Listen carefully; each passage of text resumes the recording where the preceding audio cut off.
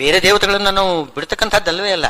ಅನ್ಯರಿಗೆ ಎರಗದಿಪ್ಪುದು ಅಂತಂದ್ರೆ ಸ್ವತಂತ್ರವಾಗಿ ಅವರು ನಮಗೆ ಲೌಕಿಕವಾಗಿರ್ತಕ್ಕಂತಹ ಫಲವನ್ನು ಕೊಡ್ತಾರೆ ಎಂಬ ಭಾವನೆಯಿಂದ ಅನ್ಯರಿಗೆ ಎರಗದಿಪ್ಪುದೇ ವೈರಾಗ್ಯದ ಮಾರ್ಗ. ಹಾಗೆ ಒಂದು ವಿಷ್ಣು ಭಕ್ತಿ ಇಲ್ಲದೆ ಹೋದ್ರೆ, ಕರ್ತೃತ್ವ ತ್ಯಾಗ ಇಲ್ಲದೆ ಹೋದ್ರೆ, ಫಲದಾಸೆ ಇಲ್ಲದೆ ಹೋದ್ರೆ ಅದು ವೈರಾಗ್ಯ ಅಲ್ಲ, ಅದು ದಾರಿದ್ರ್ಯ ಮಾರ್ಗ ಎಂಬುದಾಗಿ ಬಹಳ ಸುಂದರವಾಗಿ ದಾಸರಾಯರು ಹೇಳ್ತಾರೆ. ಧನವ ಪರಿತ್ಯಾಗ ಮಾಡಿದರಾಯಿತೆ ಘನವಾದ ವೈರಾಗ್ಯ ಅಲ್ಲ ನೋಡ. ಧನವ ಬಿಟ್ಟಿರವೇ ದನಗಳು, ಧನವ ಬಿಟ್ಟಿರವೇ ದನಗಳು, ಅನುದಿನ ಘನವೇನು ಇವಕ್ಕೆ ಅವರಿಗೆ ನೋಡ. ಏನು ಅವರಿಗೇನು ಧನವ ಬಿಟ್ಟಿದಾರಲ್ಲ, ಅವ್ರಿಗೇನು ಘನ ಏನಿದೆ ಅನ್ನೋಲ್ಲಿ ವೈಶಿಷ್ಟ್ಯ ಅವರಲ್ಲಿ. ಧನವನ್ನು ಬಿಟ್ಟು, ದನಗಳು ಧನವನ್ನು ಕೂಡಿಡ್ತವೇನೋ, ದನಗಳು ಆಕಳುಗಳು ಧನವನ್ನು ಕೂಡಿಡುವುದಿಲ್ಲ. ಎಲ್ಲ ಸಿಕ್ತೋ ಅದನ್ನು ತಿಂತಾರೆ, ಎತ್ಕೊಂಡು ಹೊರಟಾಗ್ತಾರೆ. ಅದು ಇರ್ಲಿ ಅಂತ ಒಂದು ಕಡೆಯಲ್ಲಿ ಜೋಪಾನ ಮಾಡಿಡೋದು, ನಾಳೆಗೋಸ್ಕರ ನನಗೆ ಬೇಕು ಎಲ್ಲ ಕೇಳಬೇಡಿ, ಗೊತ್ತೇ ಇಲ್ಲ ಅದಕ್ಕೆ. ತನಗೆ ಸಿಕ್ಕಿದ್ದನ್ನು ಒಂದಿಷ್ಟು ತಿಂತದೆ, ಹೊಟ್ಟೆ ತುಂಬಿತು ಅಂತಂದ್ರೆ ಹೊರಟೋಗ್ತದೆ. ಅದು ಇದ್ದದ್ದೇ ನೆನಪಿ ಬರೋದಿಲ್ಲ, ಪುನಃ ಹುಡುಕಿಕೊಂಡು ಬರ್ತದೆ. ಅಲ್ಲಿಗೆ ಬರೋದಲ್ಲ, ಅದು ಬೇರೆ ಬೇರೆಗೆ ಹುಡುಕಿಕೊಂಡು ಹೋಗ್ತದೆ. ಧನವು ಕೂಡಿಡುವುದಿಲ್ಲ ದನಗಳು. ಹಾಗೆ ದನಗಳು ಧನವನ್ನು ಕೂಡಿಡುವುದಿಲ್ಲ ಅಂತಕೊಂಡು ಅವರನ್ನೇ ಅದು ವಿರಕ್ತರು ಅಂತ ಯಾರಾದ್ರೂ ಕೊಂಡಾಡ್ತೀರೇನೋ, ಅದು ವೈರಾಗ್ಯ ಅಲ್ಲ. ಧನವ ಕೂಡಿಡದೆ ಇದು ಪರಿತ್ಯಾಗ ಮಾಡಿದರೆ ಆಯಿತೇ, ಘನವಾದ ವೈರಾಗ್ಯವಲ್ಲ ನೋಡ ಅಂತಂದ್ರು. ಜನವ ಮನೆಯ ಬಿಟ್ಟೇಕಾಂತದಲ್ಲಿ ಕುಳಿತರಾಯಿತೆ ಘನವಾದ ವೈರಾಗ್ಯವಲ್ಲ ನೋಡ. ಜನವ ಮನೆಯ ಬಿಟ್ಟಿರದೆ ಅನುಕಾಲ ಗೂಗೆ ಘನವೆಂದು ಕರೆವರೇ ಜ್ಞಾನಿಗಳು. ಗೂಬೆ ಇದೆಯಲ್ಲ, ಅದು ಯಾವುದೇ ಒಂದು ಗುಂಪು ಕಟ್ಟಿಕೊಳ್ಳುವುದಿಲ್ಲ. ಕಾಗೆಗಳಾದರೂ ಗುಂಪು ಕಟ್ಟಿಕೊಳ್ತವೆ. ಒಂದು ಕಾಗೆ ಕೂಗಿದ್ರೆ ಎಲ್ಲ ಕಾಗೆಗಳು ಒಟ್ಟಿಗೆ ಬರ್ತವೆ, ಗುಂಪು ಗುಂಪಾಗಿ ಬರ್ತವೆ. ಆ ಗೂಗೆ ಹಾಗನ್ನಲ್ಲ, ಅದು ಏಕಾಂತದಲ್ಲಿ ಒಂದೇ ಇದ್ದುಕೊಂಡು, ಅದಕ್ಕೆ ಏನು ಕಣ್ಣು ಕಾಣಿಸೋದಿಲ್ಲ, ಕಣ್ಣು ಮುಚ್ಚಿಕೊಂಡು ಕೂಗ್ತಾನೇ ಇರ್ತದೆ. ಯಾರೂ ಇಲ್ಲ ಅದಕ್ಕೆ, ಏನೋ ಪರಿವಾರವೇ ಇಲ್ಲ. ಜನ ಪರಿವಾರ ಎಲ್ಲ ಬಿಟ್ಟು ಬಿಟ್ಟು ಒಂದು ಮೂಲೆಯಲ್ಲಿ ಕುಳಿತುಕೊಂಡು ಕೂಗ್ತಾನೇ ಇರ್ತದೆ ಗೂಗೆ. ಆ ರೀತಿ ಜನ ಪರಿವಾರವನ್ನೆಲ್ಲ ಬಿಟ್ಟು ಬಿಟ್ರೆ ಅದು ವೈರಾಗ್ಯವೇ? ಆ ಗೂಗೆಯನ್ನು ನೀವು ಬಹಳ ವಿರಕ್ತ ಶಿಖಾಮಣಿ ಅಂತ ಹೇಳ್ತೀರೇನೋ ಅಂತ ಕೇಳ್ತಾ ಇದ್ದಾರೆ. ಅದು ಗೂಗೆ ಬಾಳು, ಗೂಗೆಯ ಬಾಳದು, ಅದು ಅದು ಒಳ್ಳೇದಲ್ಲ ಅದು ಅಂತ ಹೇಳ್ತಾ ಇದ್ದಾರೆ. ತನು ಮನದ ಅಭಿಮಾನವನ್ನು ಬಿಟ್ಟರಾಯಿತೆ ಘನವಾದ ವೈರಾಗ್ಯವಲ್ಲ ನೋಡ. ತನು ಮನದ ಅಭಿಮಾನವನ್ನು ಬಿಟ್ಟು ಕುನ್ನಿತ ಮನೆ ಮನೆಯ ತಿರುಗದೆ ಅನುಗಾಲವು.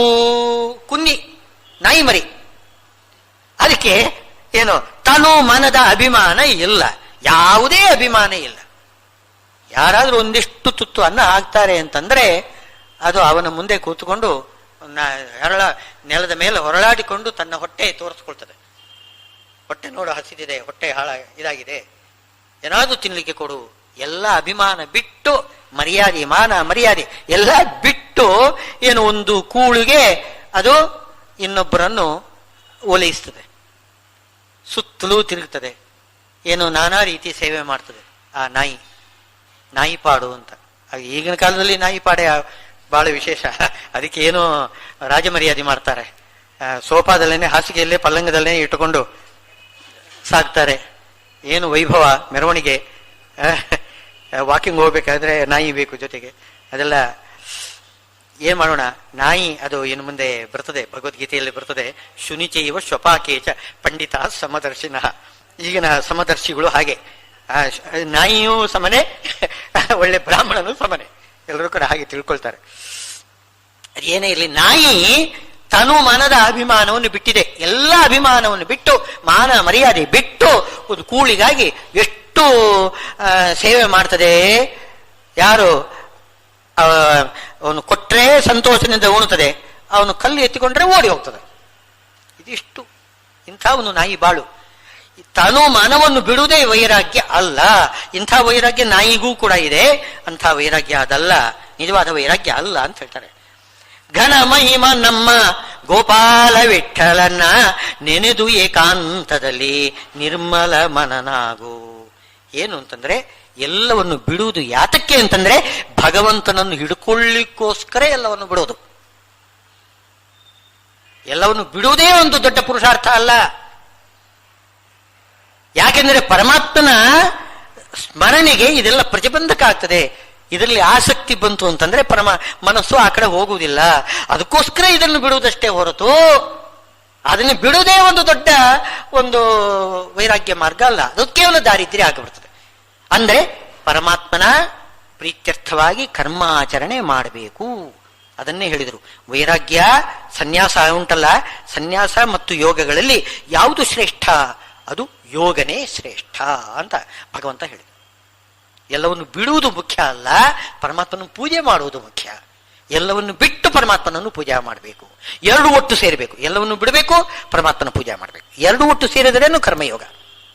ಅದನ್ನು ದಾಸರಾಯರು ಬಹಳ ಚೆನ್ನಾಗಿ ಅದನ್ನು ಹೇಳಿದ್ದಾರೆ. ರಾಗಭೋಗಗಳು ಆಗದೆ ಇರಲ್ಯಾಕೆ, ಯಾಗಗಳು ಮಾಡಿ ಹರಿಗೆ ಅರ್ಪಿಸಿ, ಸಮಭೋಗವೆರಡು ಹರಿಯಿಂದಾದುದೆಂದು ಭೋಗಿಸುತ್ತಿಪ್ಪುದೇ ವೈರಾಗ್ಯ. ವೈರಾಗ್ಯ ಸಂಪತ್ತು ಬಂದಿದೆ, ಅದನ್ನು ಬಿಟ್ಟು ಬಿಡುವುದು ವೈರಾಗ್ಯ ಅಲ್ಲ, ಅದು ದಾರಿದ್ರ್ಯ. ಮತ್ತೇನ್ ಮಾಡಬೇಕು? ರಾಗ ಭೋಗಗಳು ಆಗದೆ ಇರಲಿ ಯಾಕೆ? ಆಗಲಿ ಇರಲಿ, ಏನು ನಿಮ್ಗೇನು ತೊಂದರೆ? ಏನು ತಪ್ಪೇನಲ್ಲ. ಸಂಪತ್ತು ಬಂದರೆ ಅದನ್ನು ಬಿಡಬೇಕು ಅಂತೇನಿಲ್ಲ. ಯಾಗಗಳನ್ನು ಮಾಡಿ ಏನು ಮಾಡಬೇಕು? ಆ ಸಂಪತ್ತನ್ನು ಯಾಗರೂಪವಾಗಿ, ಅಂದ್ರೆ ಭಗವಂತನ ಪೂಜಾ. ಯಾಗ ಅಂದರೆ ಭಗವಂತನ ಪೂಜಾ. ಭಗವಂತನ ಪೂಜಾ ರೂಪವಾಗಿ ಮಾಡಿ ಹರಿಗೆ ಅರ್ಪಿಸಿ, ಸಮ ಭೋಗ ಎರಡು ಹರಿಯಿಂದ ಆದುದು. ಅಲ್ಲಿ ಯಾಗ ಭೋಗ, ಪರಮಾತ್ಮನ ಪೂಜೆ, ತಾನು ಉಣ್ಣುವುದು, ಎರಡೂ ಕೂಡ ಭಗವಂತನೇ ಕೊಡ್ತಾ ಇದ್ದಾನೆ. ಎರಡೂ ಕೂಡ ಸಮಾನ, ಎರಡೂ ಕೂಡ ಭಗವಂತನಿಗೆ ಪ್ರಿಯ. ನಾನು ಉಣ್ಣುವುದು ಕೂಡ ಭಗವಂತನಿಗೆ ಪ್ರಿಯ, ಇನ್ನೊಬ್ಬರಿಗೆ ಉಣಿಸುವುದು ಕೂಡ ಭಗವಂತನಿಗೆ ಪ್ರಿಯ. ಸಕಲ ಜಗದಧೀಶ ಪ್ರಿಯತಾಂ ಶೌರಿರಿಥಂ ಅಂತ ಶ್ರೀಮದಾಚಾರ್ಯರು ಉಣ್ಣುವಾಗ ಸುಮಧ್ವದಲ್ಲಿ ಮಾತು ಬರ್ತದೆ. ಪರಮಥ ಪರಮಾನ್ನಂ ಪ್ರಾಪ್ತಮೇ ವಾಪ್ರಯಾಸಂ ಅಂತ ಪರಮಾನ್ನ ಉಣ್ಣುವಾಗ ಸಕಲ ಜಗದಧೀಶ ಪ್ರಿಯತಾಂ, ಒಳಗಡೆ ಇರತಕ್ಕಂತಹ ಭಗವಂತ, ವೈಶ್ವಾನರ ನಾಮಕನಾದ ಭಗವಂತ ಪ್ರೀತನಾಗಲಿ ಅಂತ ಹೇಳ್ಕೊಂಡು ಊಟ ಮಾಡ್ತಾರಂತೆ ಶ್ರೀಮದಾಚಾರ್ಯರು. ಯಾರಾದ್ರೂ ಭಿಕ್ಷೆ ನೀಡಿದ್ರೆ ಬೇಡ ಅಂತ ಅನ್ನೋದಿಲ್ಲ, ತನ್ನಿ ಅಂತಂದ್ರು. ಎಷ್ಟು ಬೇಕಾದ್ರೂ ತನ್ನಿ. ಎಷ್ಟು ಜನ ಬಂದರೂ ಭಿಕ್ಷೆ ತಂದರೂ ಕೂಡ ತನ್ನಿ ತನ್ನಿ ಅಂತ ಹೇಳ್ತಾರಂತೆ, ಬೇಡ ಅಂತ ಅನ್ನೋದಿಲ್ಲ. ಎಲ್ಲವನ್ನೂ ಊಟ ಮಾಡ್ತಾರ. ಅದು ಅವರ ಶಕ್ತಿ, ಅದು ಎಲ್ಲರಿಗೂ ಸಾಧ್ಯವಿಲ್ಲ. ಅವ್ರು ಎಲ್ಲ ಊಟ ಮಾಡಿಬಿಡ್ತಾರೆ. ಸಕಲ ಜಗದಧೀಶ ಪ್ರಿಯತಾಂ ಶೌರ್ಯತ್ವ. ಆದ್ದರಿಂದ ಯಾಗ ಭೋಗ ಎರಡೂ ಕೂಡ ಅದು ಸಮಾನವಾಗಿರಬೇಕು. ಎರಡರಲ್ಲೂ ಕೂಡ ಆನಂದ ಕಾಣಬೇಕು. ಎರಡೂ ಕೂಡ ಭಗವಂತನಿಗೆ ಪ್ರಿಯ ಅಂತ ತಿಳ್ಕೊಳ್ಬೇಕು. ಹೀಗೆ ಹರಿಯಿಂದ ಆದುದೆಂದು ಭೋಗಿಸುತ್ತಿಪ್ಪುದೇ ವೈರಾಗ್ಯ. ಭೋಗಿಸುವುದೇ ವೈರಾಗ್ಯ. ಹೇಳ್ತಾರಲ್ಲ ಇವರು, ಈ ಪರಿಯಲ್ಲಿ ಹರಿ ತುಂಬ ನರ ನಿತ್ಯೋಪವಾಸಿ ಅಂತ. ಉಂಬ ನರ ನಿತ್ಯೋಪವಾಸಿ ಅಂತೆ. ಉಣ್ಣುವುದೇ ಉಪವಾಸ. ಹಾಗೆ ಭೋಗಿಸುವುದೇ ವೈರಾಗ್ಯ. ಆದರೆ ಬಿಟ್ಟುಬಿಡುವುದು ವೈರಾಗ್ಯ ಅಲ್ಲ, ಅದು ದಾರಿದ್ರ್ಯ. ಕಾಗೆಯಂತೆ ಮೈಯ ಕರ್ರಗೆ ಮಾಡಿನ್ನು, ರೋಗ ಬಂದೆಮ್ಯಂತೆ ನಾಮ ಬಡಕೊಂಡು, ಭೋಗ ವಸ್ತುವ ಪರಿತ್ಯಾಗ ಮಾಡಿನ್ನು, ಆಗುವ ಕಾರ್ಯ ಆಗುತ್ತಲಿರೆಯಂತೆ. ಹಾಗೆ ಜನರು ಕಾಂಬ ಹಾಗೆ ವೈರಾಗ್ಯವನ್ನು ಮಾಡೇ ವೈರಾಗ್ಯವಲ್ಲವೋ. ನಾಗಶಯನ ನಮ್ಮ ಗೋಪಾಲ ವಿಠಲ ಸಮ್ಮತಾಗಿ ಉಣಿಸಿದ್ದು ಉಂಡಿಹುದೇ ವೈರಾಗ್ಯ. ವೈರಾಗ್ಯ ಮಾರ್ಗ ಕೇಳು, ದಾರಿದ್ರ್ಯ ಮಾರ್ಗ ಕೇಳು. ಕಾಗೆಯಂತೆ ಮೈಯ ಕರ್ರೆಗೆ ಮಾಡಿಕೊಂಡು, ಏನು ಮೈಗೆ ಬೂದಿ ಬಡ್ಕೊಂಡು ಅಂತ ಅರ್ಥ. ಕಾಗೆಯಂತೆ ಮೈಯ ಕರ್ರೆಗೆ ಮಾಡಿಕೊಳ್ಳೋದು, ಬೂದಿ ಬಡ್ಕೊಳ್ಳೋದು. ಇಲ್ಲ, ಕೆಲವರು ಏನ್ ಮಾಡ್ತಾರೆ ಅಂದ್ರೆ ಮಲಧಾರಣೆ ಮಾಡೋದು, ಸ್ನಾನ ಮಾಡೋದಿಲ್ಲ. ಈ ಅವಧೂತರ ಹಾಗೆ ಕಾಣಿಸ್ಬೇಕು ಅಂತ ತಾವು ವಿರಕ್ತರು. ಮೈಗೆ ಏನು ಸ್ನಾನ ಮಾಡೋದಿಲ್ಲ, ಸ್ನಾನ ಮಾಡಿಕೊಂಡ್ರೆ ಅವನು ವಿರಕ್ತ ಅಲ್ಲ ಅಂತ. ಹಾಗೆ ಸ್ನಾನ ಮಾಡಬಾರ್ದು, ಆಗ ತಾನು ವಿರಕ್ತ ಅಂತ ಜನ ತಿಳ್ಕೊಳ್ತಾರೆ. ಕಾಗೆ ಅಂತೆ ಮೈಯ ಕರ್ರೆಗೆ ಮಾಡಿಕೊಳ್ಳೋದು.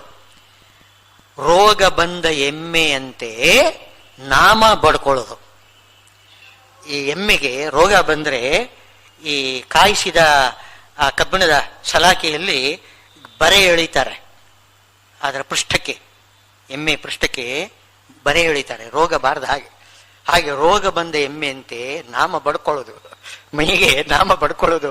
ಆ ರೀತಿ ನಾಮ ಬಡ್ಕೊಂಡ್ರೆ ಅದು ವೈರಾಗ್ಯ ಅಲ್ಲ. ಭೋಗ ವಸ್ತುವ ಪರಿತ್ಯಾಗ ಮಾಡಿ ಇನ್ನು ಆಗುವ ಕಾರ್ಯ ಆಗುತ್ತಲಿರೆ. ಆಗುವ ಕಾರ್ಯ ಆಗ್ತಾನೇ ಇದೆ. ಅವನು ಉಣ್ಣುವುದು ಬಿಡುವುದಿಲ್ಲ, ಎಲ್ಲಾದ್ರೂ ಬೇಡಿ ತಿಂತಾನೆ. ಎಲ್ಲ ಬಿಟ್ರೆ ಏನಾಯ್ತು, ಬದುಕಬೇಕಲ್ಲ, ಬೇಡಿ ತಿಂತಾನೆ. ಆಗುವ ಕಾರ್ಯ ಆಗ್ತಾನೇ ಇದೆ. ಆಗಲೂ ಉಂಡಿದ್ದಾನೆ, ಈಗಲೂ ಉಣ್ತಾನೆ. ಸಂಪತ್ತು ಬಂದಾಗಲೂ ಉಣ್ತಾ ಇದ್ದಾನೆ. ಎಲ್ಲ ಬಿಟ್ಟು ವಿರಕ್ತನಾಗಿ ತಿರುಗಿದ್ರೂ ಕೂಡ ಹೊಟ್ಟೆ ಪಾಡಿಗೆ ಬೇಡಿ ತಿಂತಾನೆ. ಆಗುವ ಕಾರ್ಯ ಆಗ್ತಾನೇ ಇದೆ, ಏನು ವ್ಯತ್ಯಾಸ ಏನಿಲ್ಲ. ಆಗುವ ಕಾರ್ಯ ಏನೋ ಆಗುತ್ತಲಿದೆ. ಅಂತೆ ಹೇಗೆ ಜನರು ಕಾಂಬ, ಹಾಗೆ ಜನರು ನೋಡಬೇಕು ತನ್ನನ್ನು ಒಂದು ದೊಡ್ಡ ವಿರಕ್ತ ಬೈರಾಗಿ ಅಂತ ತಿಳ್ಕೊಳ್ಬೇಕು ಅಂತ. ಹಾಗೆ ಬಹಿರ ವೈರಾಗ್ಯ ಬಾಹ್ಯ ಕಣ್ಣಿಗೆ ಕಾಣಿಸುವಂತೆ ಇಂಥ ವೈರಾಗ್ಯ ಮಾಡೇ ಅದು ವೈರಾಗ್ಯ ಅಲ್ಲ. ಅಂದರೆ ಅರ್ಥವೇನು? ಫಲತ್ಯಾಗ ಮಾಡಬೇಕು. ಫಲದಲ್ಲಿ ಮನಸಾ ತ್ಯಾಗ ಮಾಡಬೇಕು, ಮನಸ್ಸಿನಿಂದ ತ್ಯಾಗ ಮಾಡಬೇಕು. ಇಲ್ಲಿ ಮನಸ್ಸಿನಿಂದ ತ್ಯಾಗ ಮಾಡ್ತಾ ಇಲ್ಲ ಅವನು. ಮನಸ್ಸಿನಿಂದ ತ್ಯಾಗ ಮಾಡದೆ ಆಸಕ್ತಿ ಇಟ್ಟುಕೊಂಡು ಜನರು ಏನು ಮಾಡಬೇಕು, ತನ್ನನ್ನು ವಿರಕ್ತ ಅಂತ ತಿಳ್ಕೊಳ್ಬೇಕು, ತನಗೇನಾದರೂ ಉಣ್ಲಿಕ್ಕೆ ಕೊಡಬೇಕು. ಈ ಅಭಿಪ್ರಾಯದಿಂದ ತಿರುಗಿದರೆ ಅದು ವೈರಾಗ್ಯ ಅಲ್ಲ, ಅದು ದಾರಿದ್ರ್ಯ.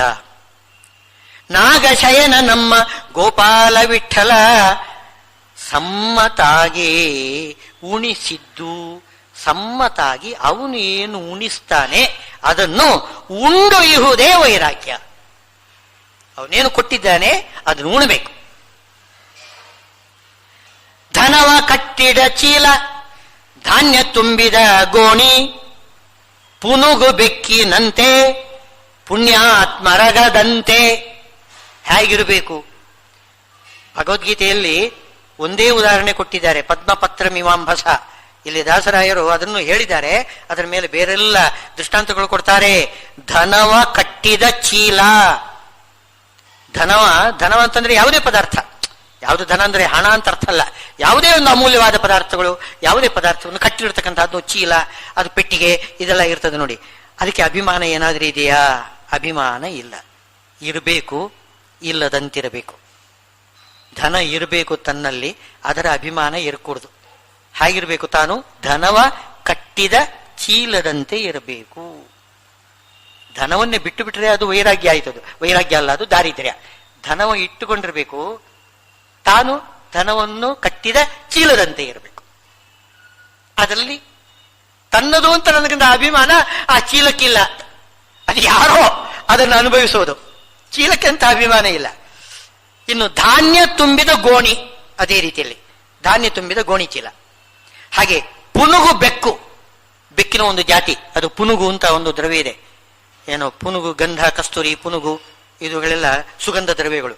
ಆ ಬೆಕ್ಕಿನ ಯಾವುದೋ ಒಂದು ಈ ಶರೀರದಲ್ಲಿ ಒಂದು ಯಾವುದೋ ಒಂದು ಗ್ಲ್ಯಾಂಡ್ಸ್, ಆ ಗ್ಲ್ಯಾಂಡ್ಸ್ ನಲ್ಲಿ ಯಾವುದೋ ಒಂದು ಪುನುಗು ಅಂತ ಒಂದು ಪರಿಮಳ ದ್ರವ್ಯ ಇದೆ ಅಂತ. ಆ ಪುನುಗು ಬೆಕ್ಕು, ಅದಕ್ಕೆ ಏನು ಅದರ ಅಭಿಮಾನ ಇಲ್ಲ. ನನ್ನಲ್ಲಿ ಇಂಥ ಒಂದು ಒಳ್ಳೆ ಸುಗಂಧ ದ್ರವ್ಯ ಇದೆ ಅಂತ ಅದಕ್ಕೆ ಒಂದು ಅಭಿಮಾನವೇ ಇಲ್ಲ. ಪುನುಗು ಬೆಕ್ಕಿನಂತೆ ಇರಬೇಕಂತೆ. ಪುಣ್ಯಾತ್ಮರ ಅಗದಂತೆ. ಅಘ ಪಾಪ, ಪುಣ್ಯಾತ್ಮರಲ್ಲಿ ಅಘ ಪಾಪ ಇದೆ. ಎಲ್ಲರೂ ಕೂಡ ಪುಣ್ಯ ಪಾಪ ಎರಡೂ ಮಾಡಿಯೇ ಮಾಡ್ತಾರೆ. ಎಂಥ ಪುಣ್ಯಾತ್ಮರು ಕೂಡ ಪಾಪ ಮಾಡಿರ್ತಾರೆ, ಆದರೆ ಪಾಪದಲ್ಲಿ ಅವರಿಗೆ ಯಾವುದೇ ಒಂದು ಲೇಪ ಇಲ್ಲ. ತುಂಬಾ ಇರ್ತದೆ ಪಾಪ, ಆದ್ರೆ ಲೇಪ ಇಲ್ಲ ಅಂತ. ರಾಯರು ಪೂರ್ವಾಶ್ರಮದಲ್ಲಿ ಏನು ಕೆಲವು ಪ್ರಾರಬ್ಧ ಅವರಿಗೂ ಕೂಡ ಬಿಟ್ಟಿದ್ದಲ್ಲ, ಯಾರಾದರೂ ಅಷ್ಟೇನೆ. ಯಾರಿಗೆ ಮಾರುದ್ರ ದೇವತೆಗಳಿಂದ ಹಿಡಿದು ಎಲ್ಲರಿಗೂ ಕೂಡ ಪ್ರಾರಬ್ಧ ಪಾಪ ಯಾರಿಗೂ ಬಿಟ್ಟಿದ್ದಲ್ಲ. ಆ ಪ್ರಾರಬ್ಧ ಪಾಪದಿಂದ ಅವರಿಗೆ ದಾರಿದ್ರ್ಯ ಬಂತು. ಹೊಟ್ಟಿಗೆ ಊಟ ಇಲ್ಲ.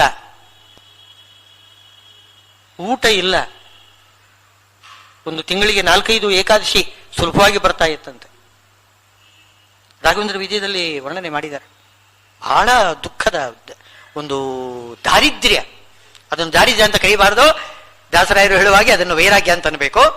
ಅದೇನೇ ಇರಲಿ, ದಾರಿದ್ರ್ಯ ದುಃಖ ಅದು ಬಂದಾಗ ಅವ್ರು ಏನ್ ಮಾಡ್ತಾ ಇದ್ರು, ಸಂಧಾರ್ಯಾಥೋ ಭೋಕ್ತೃಚಿಹ್ನಂ ಅಂತ ಅಕ್ಷತೆ ಅಂಗಾರ, ಊಟ ಮಾಡುವುದಿಲ್ಲ, ಅಕ್ಷತೆ ಅಂಗಾರ ಹಾಕೊಂಡ್ರು ಹೊರಟು ಹೋದ್ರೆ. ಎಲ್ಲ ಶಿಷ್ಯರಿಗೆ ಪಾಠ ಹೇಳಲಿಕ್ಕೆ ಮನೆ ಮನೆಗಳಿಗೆ ಹೋಗ್ತಾ ಇದ್ರು. ಮನೆ ಮನೆಗಳಿಗೆ ಯಾಕೆ ಶಿಷ್ಯರು ಬರುವುದಿಲ್ಲ, ಶಿಷ್ಯರು ಬಂದರೆ ಅವರಿಗೆ ಅನ್ನ ಹಾಕಬೇಕು. ಅಮ್ಮ ಎಂತು ಬ್ರಹ್ಮಚಾರಿಣ ಸ್ವ ಅಂತ ಶಿಷ್ಯರನ್ನು ಮನೆಗೆ ಕರೆದು ಅವರಿಗೆ ವಿದ್ಯಾಭ್ಯಾಸ ಮಾಡಿಸ್ಬೇಕು ಅಂದ್ರೆ ಅವರಿಗೆ ಅನ್ನ ಹಾಕಬೇಕಾಗುತ್ತೆ. ಇವರೇ ತಮಗೆ ಅನ್ನ ಇಲ್ಲ, ಇನ್ನು ಶಿಷ್ಯರಿಗೆ ಇಲ್ಲ ನನ್ನ. ಅದಕ್ಕೋಸ್ಕರ ಅವನು ಮಾಡುದು, ಶಿಷ್ಯರ ಮನೆಗೆ ಇವರೇ ಹೋಗಿ ಪಾಠ ಹೇಳ್ತಾ ಇದ್ರು. ಯಾಕೆ? ಬುಧೋ ಅಭಿಧಾನಂ ಶ್ರವಣಂ ಬುಧೇ ತರಹ ಧ್ರುವಂ ವಿದಧ್ಯಾತ್. ಏನೋ ಅದು ಶ್ರವಣ ಮನನ ನಿಧಿಧ್ಯಾಸನ ಪ್ರವಚನ ಮಾಡಲೇಬೇಕು, ಇದು ಕರ್ತವ್ಯ. ಸಂಧ್ಯಾ ವಂದನೆ ಹೇಗೋ ಹಾಗೆ ಪಾಠ ಪ್ರವಚನವೂ ಕೂಡ ಕರ್ತವ್ಯ ಅಂತಂದುಕೊಂಡು ರಾಯರೇ ಮಾಡ್ತಾ ಇದ್ರು. ಅಕ್ಷತೆ ಅಂಗಾರ ಹಾಕೊಂಡ್ರು ಹೊರಟ್ರು, ಏನು ಪಾಠ ಹೇಳಲಿಕ್ಕೆ ಹೋಗ್ತಾ ಇದ್ರಂತೆ. ಆ ರೀತಿ ಇದು ಹೇಗೆ ನೋಡಿ, ಒಳಗಡೆ ಪ್ರಾರಬ್ಧ ಪಾಪ ಅದು ಚುಚ್ಚುತ್ತಾ ಇದೆ ಮೈಯ ಒಳಗೆ, ಆದರೂ ಕೂಡ ಲೇಪ ಇಲ್ಲ. ಇದು ಸ್ವಾರಸ್ಯ. ಪುಣ್ಯಾತ್ಮರ ಅಘ, ಪುಣ್ಯಾತ್ಮರಲ್ಲಿ ಅಘ ಇದ್ರೆ, ಅಘ ಅಂದ್ರೆ ಪಾಪ, ಅದಿದ್ರೆ ಹೊರಗಡೆ ಚುಚ್ಚುತ್ತಾ ಇದ್ರೂ ಕೂಡ ಇವರಿಗೆ ಲೇಪನೇ ಆಗುವುದಿಲ್ಲ, ದುಃಖ ಆಗುವುದಿಲ್ಲ ಅಂತೆ. ಇವರು ದುಃಖ ಪಟ್ಟುಕೊಂಡಿಲ್ಲ. ಅಯ್ಯೋ ನನಗೆ ಹೊಟ್ಟೆ ಇವತ್ತು ಹಸಿದೆ, ಅನ್ನ ಇಲ್ಲ, ಯಾರಲ್ಲೂ ಕೂಡ ಬೇಡ್ತಿದ್ದಿಲ್ಲ. ಪುಣ್ಯಾತ್ಮರ ಅಘದಂತೆ ಹಾಗೆ ಇರಬೇಕು, ನಿರ್ಲಿಪ್ತವಾಗಿರಬೇಕಂತೆ. ಒಣಗಿದ ಗೋಡೆಗೆ ಹರಳು ಮೀಟಿದಂತೆ, ಒಣಗಿದ ಗೋಡೆಗೆ ಒಂದು ಮಣ್ಣಿನ ಹೆಂಟೆ ಎಸೆದರೆ ಏನಾಗುತ್ತೆ? ಗೋಡೆಗೆ ಏನಾಗುವುದಿಲ್ಲ. ಆ ಎಸೆದ ಮಣ್ಣಿನ ಹೆಂಟೆ ಕೆಳಗಡೆ ಬಿದ್ದು ಉದುರಿ ಪುಡಿ ಪುಡಿ ಆಗ್ತದೆ, ಗೋಡೆಗೆ ಏನಾಗುವುದಿಲ್ಲ. ಆ ಥರ ಏನು ಪಾಪ ಬಂದರೂ ಕೂಡ, ಯಾವುದೇ ದಾರಿದ್ರ್ಯ ಬಂತು, ದುಃಖ ಬಂತು, ಸ್ಥಿರವಾಗಿ ನಿಲ್ಲಬೇಕು. ಕಲ್ಲು ಗೋಡೆ ಹಾಗೆ ಹಾಗೆ ಗಟ್ಟಿಯಾಗಿರಬೇಕು. ಒಣಗಿದ ಗೋಡೆಗೆ ಹರಳು ಮೀಟಿದಂತೆ, ಉಣುವ ಜಿಹ್ವೆಗೆ ಕೈ ಅನುಕೂಲವಾದಂತೆ. ಉಣುವ ಜಿಹ್ವೆಗೆ ಕೈ ಅನುಕೂಲವಾಗ್ತದಂತೆ. ಕೈಗೆ ಏನು ಸ್ವಾರಸ್ಯ ಇದೆ ನೋಡಿ, ಎಲ್ಲ ಉಣುವುದು ಸವಿಯುವುದು ನಾಲಿಗೆ, ಆದರೆ ಕೈ ಅಷ್ಟೇ ಕೆಲಸ ಮಾಡುವುದು, ತೆಗೆದು ತೆಗೆದು ತೆಗೆದು ಬಾಯಿಗೆ ಹಾಕ್ತದೆ. ಆ ಕೈಗೆ ಏನೂ ಅನುಭವ ಆಗುವುದಿಲ್ಲ, ಎಲ್ಲ ಅನುಭವ ನಾಲಿಗೆಗೆ. ಎಂಥ ದೃಷ್ಟಾಂತ ಕೊಡ್ತಾರೆ ನೋಡಿ. ಉಣುವ ಜಿಹ್ವೆಗೆ ಕೈ ಅನುಕೂಲವಾಗುವಂತೆ ಮನಸ್ಸಿಗೆ ಹರುಷವು, ಮನಸ್ಸಿಗೆ ಹರುಷ ಆಗಬೇಕು, ಮನಸ್ಸಿನಲ್ಲಿ ಹರುಷ ಇರಬೇಕು. ಏನು ಪದಾರ್ಥದಲ್ಲಿ ಆಸಕ್ತಿ ಇರಬಾರದು, ಮನಸ್ಸಿನಲ್ಲಿ ಹರ್ಷ ಬೇಕು. ತ್ಯಾಗದ ಆನಂದ, ಭೋಗದ ಆನಂದ ಅಲ್ಲ, ತ್ಯಾಗದ ಆನಂದ, ಮನಸ್ಸಿನಲ್ಲಿ ಹರ್ಷ ಇರಬೇಕು. ಮಾಧವ ಮಾಡಿದ್ದು ತನುವಿಗೆ ಸುಖ. ಹೀಗೆ ಮಾಧವ ಏನು ಕೊಟ್ಟಿದ್ದಾನೆ ಅದೇ ನನಗೆ ಸುಖ, ಪರಮಾತ್ಮ ಏನು ಕೊಟ್ಟಿದ್ದಾನೆ ಅದೇ ನನಗೆ ಸುಖ, ನಾನು ಏನು ಸುಖವನ್ನು ಸಂಪಾದನೆ ಮಾಡುವುದಿಲ್ಲ ಅಂತ ಅನ್ಬೇಕಂತೆ. ಎಂದು ತಿಳಿದು ಕೆಡದಲೇವೇ ಗುಣಿಸುತ್ತ ಅಲ್ಲಲ್ಲಿ ಗುಣಗಳನ್ನು ಹರಿಯ ನೆನೆದು ದಿನಗಳೆವುದೇ ವೈರಾಗ್ಯ. ವೈರಾಗ್ಯ ಗುಣಿಸುತ್ತಲಿ ಅಲ್ಲಲ್ಲಿ ಗುಣಗಳನ್ನು, ಪರಿಯ ಗುಣಗಳನ್ನು ಗುಣಿಸ್ತಾ ಇರಬೇಕಂತೆ. ಇದಕ್ಕಿಂತ ಹೆಚ್ಚು ಇದು ಗುಣ, ಇದಕ್ಕಿಂತ ಹೆಚ್ಚು ಈ ಗುಣ, ಇದಕ್ಕಿಂತ ಹೆಚ್ಚಿನದು ಈ ಗುಣ, ಎಂತೆಂಥ ಗುಣಗಳು ಪರಮಾತ್ಮನಲ್ಲಿದೆ ಅಂತ ಅದನ್ನು ಗುಣಿಸ್ತಾ ಇರಬೇಕಂತೆ. ಪರಮಾತ್ಮನ ಗುಣಗಳನ್ನು ಗುಣಿಸ್ತಾ ಇರಬೇಕು. ಅದು ಗುಣ, ಅದಕ್ಕೆ ಹೆಸರೇ ಗುಣ. ಅದು ಹೆಚ್ಚು ಹೆಚ್ಚು ಹೆಚ್ಚು ಹೆಚ್ಚು, ಒಂದು ಗುಣ ನೋಡಿದ ಮೇಲೆ ಇನ್ನೊಂದು ಗುಣ, ಇನ್ನೊಂದು ಗುಣ ನೋಡಿದ ಇನ್ನೊಂದು ಗುಣ, ಪುನಃ ಪುನಃ ಅದು ನೋಡ್ತಾ ನೆನೆದು ದಿನಗಳೆಯುವುದೇ ವೈರಾಗ್ಯ. ವೈರಾಗ್ಯ ಎರಡೆರಡು ಸಲ ಹೇಳ್ತಾರೆ. ಅದೇ ವೈರಾಗ್ಯ, ಅದೇ ವೈರಾಗ್ಯ. ಸನಕಾದಿಗಳಿಗೊಡೆಯ ಗೋಪಾಲ ವಿಠಲನು ಇನಿತು ಪರಿಯಿಂದ ಒಳಗಿದ್ದು ಪೊರೆವನು. ವೈರಾಗ್ಯ ಮಾರ್ಗ ಕೇಳು, ದಾರಿದ್ರ್ಯ ಮಾರ್ಗ ಕೀಳು. ಸನಕಾದಿಗಳಿಗೊಡೆಯ ಗೋಪಾಲ ವಿಠಲ ಇನಿತು ಪರಿಯಿಂದ ಒಳಗಿದ್ದು ಪೊರೆವನು. ಒಳಗಿನ ಆನಂದ ಬರ್ತದಲ್ಲ, ಹೊರಗಿನಿಂದ ಬರ್ತದೆ ಆನಂದ ಅಂತನ್ನತಕ್ಕಂಥದ್ದೇ ಅದು ಬಂಧಕ್ಕೆ ಕಾರಣ. ಒಳಗಿಂದ ಹರಿಪರ ನನಗೆ ಸುಖ ಕೊಡ್ತಾನೆ ಅಂತನ್ನುವುದೇ ಅದು ವೈರಾಗ್ಯ. ಸುಖ ಬಾಕ್ಯ ಪದಾರ್ಥದಲ್ಲಿ ಇಲ್ಲ, ನಮ್ಮ ಮನಸ್ಸಿನ ಸ್ಥಿತಿಯಲ್ಲಿ ಇರ್ತದೆ. ಮನಸ್ಸು ಆರೋಗ್ಯಕರವಾಗಿದ್ದರೆ, ನೆಮ್ಮದಿಯಿಂದ ಇದ್ದರೆ ಪದಾರ್ಥ ಉಣ್ಣುವಾಗ ನಮಗೆ ಸುಖ ಆಗತ್ತೆ. ಮನಸ್ಸಿನಲ್ಲಿ ನಾನಾ ಚಿಂತೆಗಳೆಲ್ಲ ಇದ್ರೆ ಏನು ತಿಂದರೂ ಕೂಡ ತಿಂದ ಹಾಗಿರುವುದಿಲ್ಲ. ಏನೋ ತಿಂದೆ ಅಷ್ಟೇ, ಸುಖ ಏನೂ ಬರುವುದಿಲ್ಲ. ಏನು ಕಂಡ ಹಾಗಿಲ್ಲ, ಕೇಳಿದ್ದು ಕೇಳಿದ ಹಾಗಿರುವುದಿಲ್ಲ, ಉಂಡಿದ್ದು ಉಂಡ ಹಾಗಿರುವುದಿಲ್ಲ. ಎಲ್ಲ ಒಳಗಡೆ ಸುಖ ಬರುವುದು, ಒಳಗಡೆ, ಹೊರಗಡೆ ಪದಾರ್ಥದಲ್ಲಿ ಇಲ್ಲ. ಒಳಗಡೆ ಪರಮಾತ್ಮ ಸುಖ ಕೊಡ್ತಾನೆ ಅಂತ ಹಾಗೆ ತಿಳ್ಕೊಳ್ಬೇಕು. ಇನಿತು ಪರಿಯಿಂದ ಒಳಗಿದ್ದು ಪರೆವನು, ಈ ರೀತಿ ತಿಳ್ಕೊಳ್ಳುವುದೇ ನಿಜವಾಗಿರತಕ್ಕಂತಹ ವೈರಾಗ್ಯ. ಅರಿಯದೆ ವೈರಾಗ್ಯ ಹರಿಕೊಂಬುದಕ್ಕಿಂತ ಅರಿತು ಮೊರೆ ಹೋಗಿರೋ ಗೋಪಾಲ ವಿಠಲನ್ನ. ಅರಿಯದೆ ವೈರಾಗ್ಯ, ವೈರಾಗ್ಯ ಅಂದ್ರೆ ಏನು ಅಂತ ತಿಳ್ಕೊಳ್ಳದೆ ಸುಮ್ಮನೆ ಹರಹಿಕೊಳ್ಳುವುದು, ತನ್ನನ್ನು ವೈರಾಗ್ಯ ವೈರಾಗ್ಯ ವೈರಾಗ್ಯ ಅಂತ ಮಾಡಿಕೊಳ್ಳುವುದು, ಹರಹಿಕೊಳ್ಳುವುದು. ಅದಕ್ಕಿಂತ ನೀನೇನು ಮಾಡು, ಅರಿತು ಮೊರೆ ಹೋಗಿರೋ. ವೈರಾಗ್ಯ ಭಗವಂತನೇ ಕೊಡಬೇಕು. ಜ್ಞಾನ ಭಕ್ತಿ ವೈರಾಗ್ಯ ಭಗವಂತನಲ್ಲೇ ಬಿಡಬೇಕು, ಅವನೇ ಕೊಡಬೇಕು ಹೊರತು ನಾವು ವೈರಾಗ್ಯ ಸಂಪಾದನೆ ಮಾಡ್ಲಿಕ್ಕಾಗುವುದಿಲ್ಲ.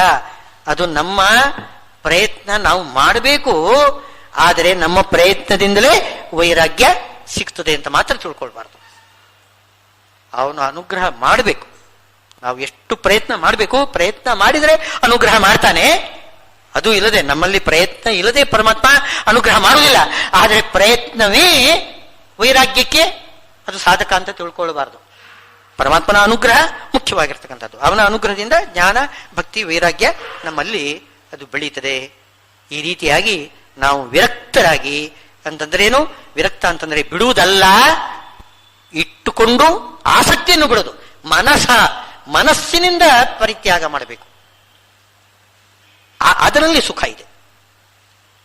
ಅಂತಹ ಒಂದು ಕರ್ಮಯೋಗವನ್ನು ಮಾಡಬೇಕು ಎಂಬುದಾಗಿ ದಾಸರಾಯರು ಅಪ್ಪಣೆ ಕೊಡಿಸಿದ್ದಾರೆ. ಅದೇ ರೀತಿಯಲ್ಲಿ ಭಗವಂತ ಭಗವದ್ಗೀತೆಯಲ್ಲಿ ಹೇಳಿದ್ದನ್ನೇ ಗೋಪಾಲದಾಸರು ಸುಂದರವಾಗಿ ಸುಳಾದಿಯಲ್ಲಿ ಹೇಳಿದ್ದಾರೆ ಅಂತ ಅನ್ನುವಲ್ಲಿಗೆ ನನ್ನ ಇಂದಿನ ಪ್ರವಚನ ಮುಕ್ತಾಯ ಮಾಡ್ತೀನಿ. ಶ್ರೀಕೃಷ್ಣ ಅರ್ಪಣ.